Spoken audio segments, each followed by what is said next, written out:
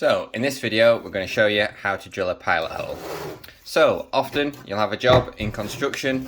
This is day one, joinery in construction. You have to fix this piece of wood to this piece of wood. Now the best way to do it is to screw them together using a pilot hole.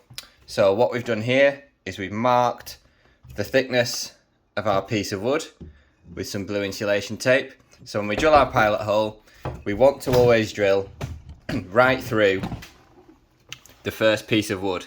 That way, when we add our screw, it pulls the two blocks of wood together. Everyone seems to have forgotten about this, but I still think it's important. So, start by getting your drill, pilot through your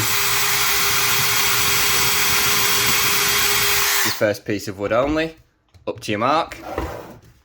That's a nice piloted hole. We'll show you. It's gone right through. And then what we should do, if we're being professional, is we want to countersink that hole. So we've got our countersink bit here, again, into our pilot hole. So we pilot first, then we countersink. As you can see, we've got like this inverted cone shape here, chamfered all the way around. Set our piece of wood on there.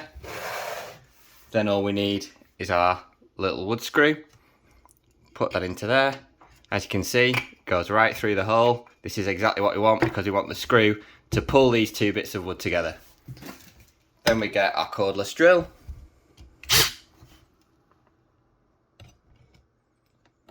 And we slowly make sure it's not on hammer mode.